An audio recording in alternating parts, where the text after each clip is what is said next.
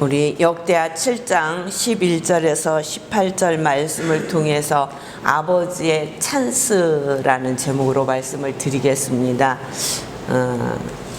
요 사이에 우리 사회에서 부정적으로 느껴지는 단어가 하나 있죠? 찬스라는 단어예요. 아빠의 찬스, 엄마의 찬스. 왜 이렇게 이 말이 찬스라는 것이 나쁜 용어는 아니잖아요. 단어는 아닌데 왜 이렇게 우리의 마음을 불편하게 할까? 그것은 아빠, 엄마가 가지고 있는 힘과 권력으로 보통 사람이 누릴 수 없는 특권을 누렸기 때문입니다. 보통 사람이 누릴 수도 없고 생각할 수도 없는 것을 아빠, 엄마가 가지고 있는 힘으로 그 찬스를 사용했다고 해서 아빠의 찬스, 엄마의 찬스라는 말을 쓰고 있습니다. 근데 오늘은 제가 이 역대하 7장 11절에서 18절 역대하를 읽으면서 갑자기 그 단어가 생각이 난 거예요. 아버지의 찬스. 아버지의 찬스. 그래서 제가 찬스라는 것을 사전에 찾아보니까 어떤 일을 하는데 가장 좋은 시기나 경우를 얘기하더라고요. 그러니까 우리가 생각하는 아빠의 찬스, 엄마의 찬스, 그 불편한 단어가 아니라 우리가 알고 있는 것처럼 어떤 일을 하는데 가장 좋은 시기, 가장 좋은 경우를 얘기한다고 볼 수 있습니다. 그러니까 가장 좋은 시기를 누린 사람, 가장 좋은 경우를 하나님 앞에 영광을 돌리는 시기로 사용한 사람이 있는데 그가 누구냐 하면 솔로몬이라는 거예요. 그러니까 아빠의 찬스와 함께 하나님의 찬스를 제대로 누린 사람이라는 거죠. 이 솔로몬은 아버지 다윗 때문에 이스라엘의 왕이 됩니다. 1장 1절로 한번 가보세요. 역대하 1장 1절. 1절 우리 함께 봉독합니다. 시작. 다윗의 아들 솔로몬의 왕위가 견고하여 가며 그의 하나님 여호와께서 그와 함께 하사 심히 창대하게 하시니라. 아멘. 뭐요? 다윗의 아들 솔로몬의 왕위가 견고하여. 그러니까 아버지의 찬스를 제대로 이용해서 왕이 됐는데 그 왕위가 견고하대요. 그리고 그것뿐만 아니라 하나님 여호와께서 그와 함께 하사 심히 창대하게 하시니라. 하나님의 찬스까지 제대로 누리는 놀라운 은혜를 볼 수 있습니다. 어떻게 이렇게 하나님의 찬스를 누릴 수 있을까? 그것은 하나님께서 다윗에게 약속을 해주셨기 때문입니다. 오늘 본문 18절에 보면 내가 내 나라 왕위를 견고하게 하되 전에 내가 내 아버지 다윗과 언약하기를 이스라엘을 다스릴 자가 내게서 끊어지지 아니하리라 한 대로 하리라. 하나님과 다윗의 언약 때문에 솔로몬은 하나님으로부터 놀라운 찬스를 갖고 일을 하게 한다는 것입니다. 그뿐만 아니라 솔로몬도 하나님 제1주의 모습을 볼 수 있습니다. 왕이 돼서 가장 바쁘고 힘들 때 그가 가장 먼저 한 일은 기브온 산당에서 천번제를 드린 거예요. 그렇죠? 산당에서 하나님 앞에 제사를 드립니다. 1000마리의 제물을 드립니다. 그리고 그는 하나님의 전을 건축하는 놀라운 축복을 받습니다. 성전은 다윗이 하나님 앞에 성전 짓기를 굉장히 원했어요. 그러나 하나님께서는 그가 성전 지을 것을 허락하지 아니하시고 솔로몬을 통해서 지을 것이라고 말씀하시면서 다윗에게 성전 지을 것과 설계도까지 다시 다 준비를 하잖아요. 그것만 준비하는 것이 아니라 땅도 준비하게 해요. 3장 1절에 보면 솔로몬이 예루살렘 모리아 산에서 여호와의 정 건축하기를 시작하니 그곳은 전에 여호와께서 그의 아버지 다윗에게 나타난 곳이요 여부스 사람 오르락의 타작마당에 다윗이 정한 곳이다. 다윗이 하나님 앞에 자기가 얼마나 군사를 가지고 있는지 궁금했었던 거예요. 자기의 힘이 얼마나 되는지. 그래서 인구조사를 하잖아요. 그것이 하나님 앞에 큰 범죄를 한 것입니다. 그로 인해서 백성이 7만 명이 죽어요. 이때 여호와의 천사가 그에게 나타나서 오르란의 타작마당에서 여호와 앞에 제단을 쌓라고 얘기합니다. 다윗은 오르란 마당에 가서 오르란으로부터 그 땅을 사요.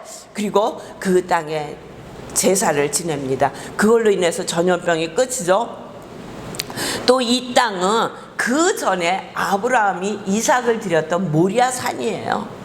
아브라함이 이삭을 데리고 그곳에서 번제를 드리려고 할 때 하나님께서 모든 것을 예비하셨다. 그래서 여호와 이레라는 그 귀한 마을이 전해진 곳이 이 오란의 타작마당이라는 거예요. 그곳에다 하나님의 성전을 지우는 것입니다. 다윗을 통해서 성전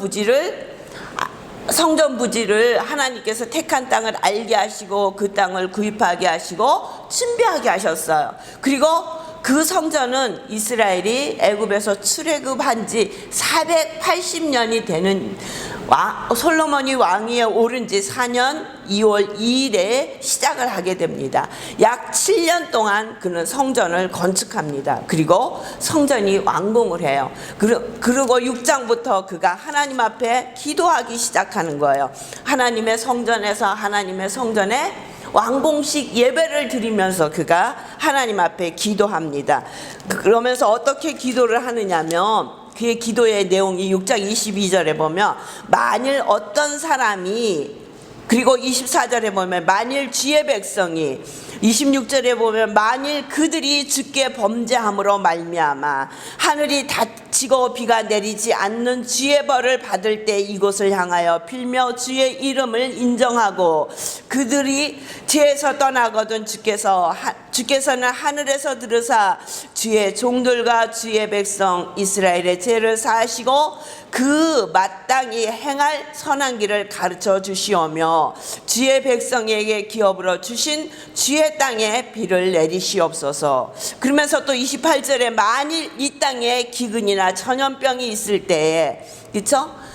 가뭄이 들고 이 땅에 기근이 오고 전염병이 오고 곡식이 시들거나 깐뿌기가 나거나 메뚜기나 황충이 나거나 적국이 와서 성읍들을 에워싸나 무슨 재앙이나 무슨 질병이 있거나 를 막론하고 한 사람이나 혹 주의 백성 이스라엘이 다 각각 자기의 마음의 재앙과 고통을 깨닫고 이 성전을 향하여 손을 펴고 무슨 기도나 무슨 간구를 하거든 주는 계신 곳 하늘에서 들으시며 사유하시되 각 사람의 마음을 아시오니 그의 모든 형편대로 갚으소서. 주만 홀로 사람의 마음을 아십니다. 모든 형편을 가지고 하나님 앞에 나와 기도할 때 하나님은 그곳에서 들으시고 응답하여 달라고 기도하는 거예요.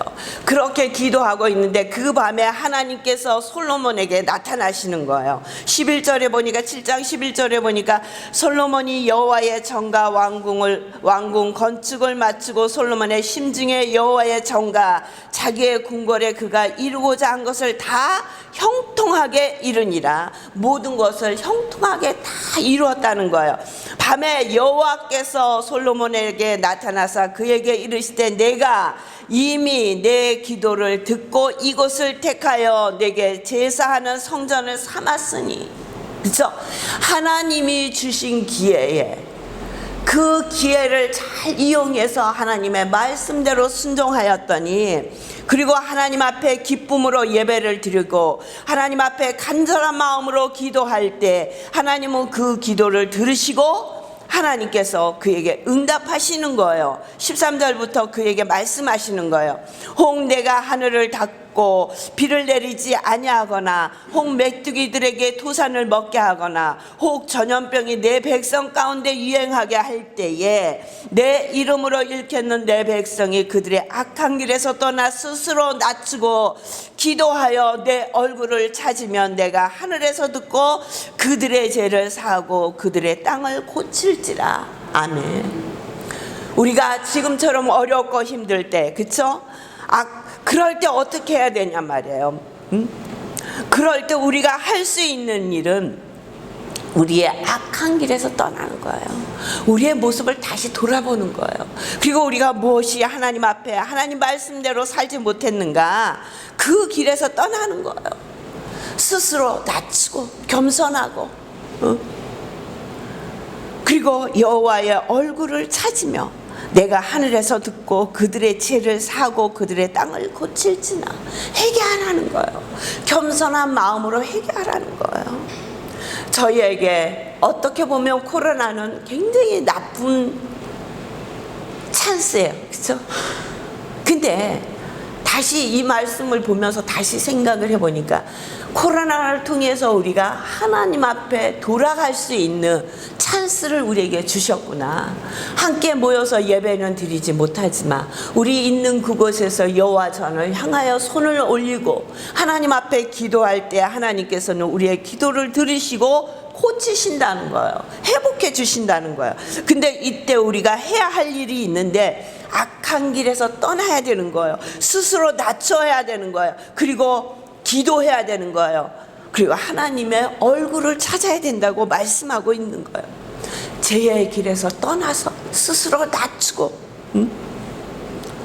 하나님 앞에 간절히 기도해야 된다고 말씀하고 있는 것을 볼 수 있습니다. 그렇게 기도할 때 하나님께서 뭐라고 말씀하시냐면 15절에 보니까 이제 이곳에서 하는 기도에 내가 눈을 들고 귀를 기울이리니, 눈을 들고라는 것은요 관심을 가지셨다는 거예요. 너희들이 기도하는 그 기도에 관심을 갖겠다고 말씀하시는 거예요. 그리고 너희들의 기도하는 그 소리를 듣겠다고 말씀하시는 거예요. 이는 내가 이미 이 성전을 택하고 거룩하게 하여 내 이름을 여기에 영원히 있게 하였음이라. 내 눈과 내 마음이 항상 여기에 있느니라. 그러면서 우리에게 말씀하시는 거야. 네가 정말 나의 찬스를 누리고 싶으냐? 내가 준 너희들의 기회를 제대로 누리고 싶으냐? 그러면 어떻게 하느냐? 어떻게 해야 하느냐? 그 답을 말씀하시는 거예요. 17절에 내가 만일 내 앞에서 행하기를 내 아버지 다윗이 행한 것 같이 하여 내가 내게 명령한 모든 것을 행하여 내 율례와 법궤를 지키면, 하나님의 말씀을 지키며 하나님의 뜻을 지키면 하나님께서 그와 함께 하시며 하나님이 주신 찬스를 누리고 살 수 있도록 허락해 주신다고 말씀하시는 거예요. 저와 여러분이 지금 해야 할 일은 하나님 앞에 하나님의 말씀을 떠난 것이 무엇인지, 하나님의 법을 떠나서 산 것이 무엇인지를 깨달아 알아야 된다는 거예요. 하나님은 우리에게 언제나 열어놓으셨어요. 그 찬스를 어떠한 모습을 가지고 있을 때라도 너희들에게 내가 그 찬스를 열어놨다고 말씀하시는 거예요. 신약에도 보면 이 아버지의 찬스를 제대로 누린 한 청년이 있어요. 누가복음 15장에 보면 우리가 잘 아는 탕자의 비유가 나오지 않습니까? 그 탕자는 아버지에게 자기의 아버지가 주실 유산을 달라고 해요. 아버지가 돌아가셔야만 줄 수 있는 그 유산을 아버지가 살아계셨을 때 달라고 얘기합니다. 그런데 그 아버지는 그 유산을 작은 아들에게 줘요. 이 작은 아들은 아버지의 유산을 받아서 먼 나라로 떠납니다. 그리고 그곳에서 자기가 하고 싶은 대로 그 유산을 허랑방탕한 생활을 하며 다 탕진해요. 다 재산을 허비합니다. 그는 오고 갈 데가 없어져요. 나중에는 돼지 치는 곳에 가서 일을 합니다. 먹을 것이 없어 돼지가 먹는 취업 열매를 먹어요. 그러다가 그는 아버지의 집을 기억합니다. 그리고 그 집을 향해서 돌아옵니다. 그 돌아오는 길에 많은 사람을 만났지만 많은 사람들은 그가 그 부잣집 아들임을 아무도 알아보지 못해요. 가까이서 봐도 사람들이 그냥 지나쳐 가는 거예요. 그 아들임을 아무도 알아보지 못하는 거예요. 근데 그 아들을 알아봅니다. 아버지는 먼 곳에서 그 아들의 모습을 보고 그 아버지는 알아보는 거예요. 그 아들에게 달려가요. 그리고 그 아들을 껴안고 그 아들을 데리고 오는 거예요. 그 아들을 깨끗이 씻깁니다. 그리고 그 아들에게 옷을 입히고 가락지를 끼우고 신발을 신겨주는 거예요. 너는 내 아들이다. 아버지의 찬스를 허락해 주시는 거예요. 지금까지 네가 잘못한 거 다 회개하고 나에게 돌아왔으니 너는 내 아들이다. 그리고 그를 아버지의 아들로 받아주시고 그를 회복해 주시는 거예요. 이것이 하나님이 저희들에게 허락하신 찬스라는 거예요. 어떤 모습으로 우리의 마음이 하나님을 떠나 있었습니까? 하나님의 은혜를 잊고 있었습니까? 이런 코로나19라는 상황을 맞을 수밖에 없는 우리의 교만이 무엇이었습니까? 내 마음대로, 내 뜻대로 우리가 하면 못할 것이 없다라는 생각으로 우리는 살아오지 않았습니까? 무엇이든지 할 수 있다고 생각했습니다. 그런데 생각지도 않은, 눈에 보이지도 않는 그 바이러스 하나가 온 세계를 뒤집어 엎었습니다. 많은 사람이 죽었습니다. 많은 사람이 아직도 병상에 있습니다. 우리도 이 코로나19 때문에 대면 예배를 드리지 못하고 있습니다. 날마다 매일 검색하는 것이 대면 예배를 드릴 수 있을까? 이 정도면 드릴 수 있을까? 이렇게 하면 하나님 앞에 온 마음을 다해서 함께 모여 찬양할 수 있을까? 날마다 검색하는 거예요. 그러면서 안 됩니다. 대면 예배를 드릴 수 없다라는 계속해서 그 글이 뜨는 거예요. 조금은 완화했다고 하지만 우리 교회처럼 조그만 평수의 교회에게는 그것이 하나도 적용되지 않는 거예요.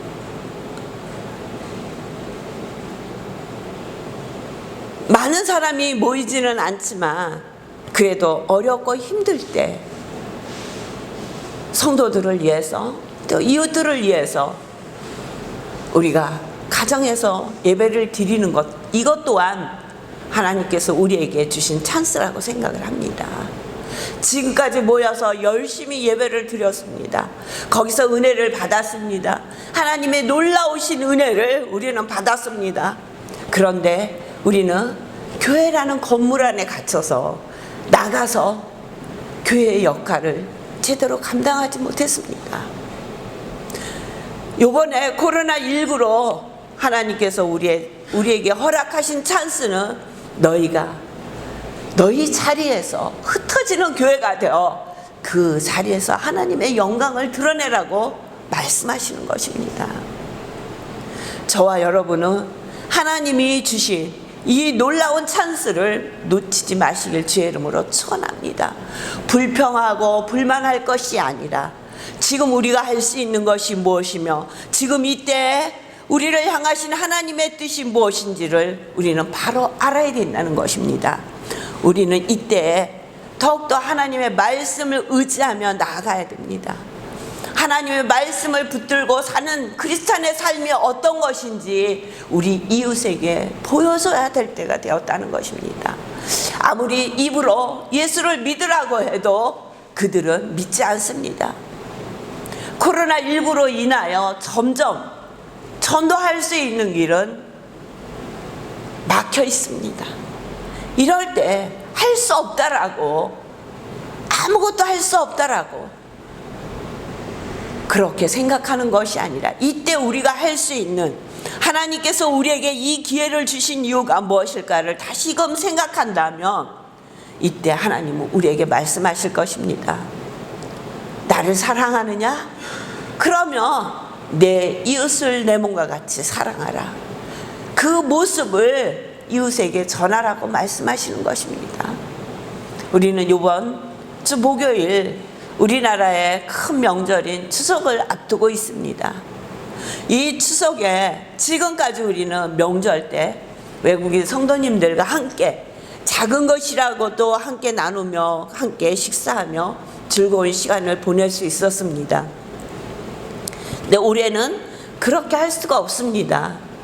주일에도 모이지 못하지 이 명절에도 함께하여 따뜻한 밥 한 끼를 나눌 수 없는 상황이 되어버렸습니다. 그래서 교회에서는 외국인 성도님들에게 작은 선물을 준비하여 오늘부터 이제 나누려고 합니다. 이것이 우리가 할 수 있는 최선의 방법입니다. 저와 여러분도 세상에 나가서 세상 속에서 이 추석이라는 명절을 통해서 사랑하는 부모에게, 사랑하는 형제에게, 이웃에게 하나님이 허락하신 사랑을 나누시는 기회가 되시길 주의 이름으로 축원합니다. 하나님께서 우리에게 허락하신 그 찬스를 잘 활용하셔서 정말 하나님이 말씀하시잖아요. 솔로몬에게 네가 만일 내 앞에서 행하기를 내 아버지 다윗의 행함과 같이 하여 내가 네게 명령한 모든 것을 행하여 내 유래와 법기를 지키면 내가 내 나라 왕위를 견고하게 하되 전에 내가 내 아버지 다윗과 언약하기를 이스라엘을 다스릴 자가 내게서 끊어지지 아니하리라 한 대로 하리라. 하나님이 약속해 주시는 것을 볼 수 있습니다. 하나님의 축복의 약속이 저와 여러분에게 함께 하시길 주의 이름으로 축원합니다. 기도하겠습니다. 하나님 감사합니다. 오늘도 거룩한 주일 지혜전에 나와 예배드리게 하시고 각 가정에서 주님의 은혜를 나누며 예배드릴 수 있도록 우리를 축복하신 하나님 감사를 드립니다. 하나님 코로나19로 인하여 우리에게 하나님의 찬스를 허락해 주셨사오니 이 찬스에 어렵고 힘들다 불평하는 것이 아니라 하나님께서 좋은 찬스, 가장 합당한 찬스를 주신 줄 믿고 이 찬스를 통해서 이웃에게 하나님의 사랑을 전하는 우리 한길교회 성도들이 다 될 수 있도록 하나님 붙들어 주시고 축복하여 주시옵소서. 감사드리며 예수님의 이름으로 기도하옵나이다. 아멘.